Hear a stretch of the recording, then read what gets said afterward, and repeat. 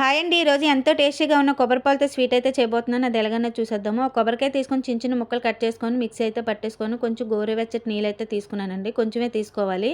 ఇలా బౌల్ తీసుకొని వడకట్టుకుని జారేసి క్లాత్ వేసుకొని వడకట్టేసుకోవాలి.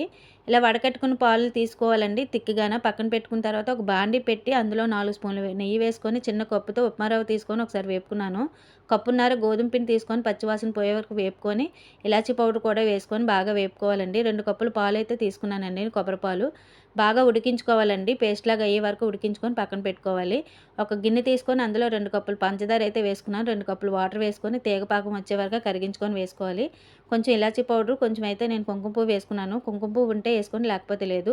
మరొకసారి పిండినంతా చల్లారిపోయింది కలిపేసుకొని ఇలా ఉండల్లా చేసుకొని షేప్ అయితే చేసుకున్నానండి.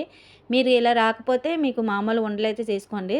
తర్వాత ఒక బాండీ పెట్టుకొని అందులో ఆయిల్ వేసుకొని సిమ్‌లో పెట్టుకొని వేయించుకొని పాకంలో అయితే వేసుకోవాలండి. మంచి టేస్ట్‌గా ఉన్న మన స్వీట్ రెడీ.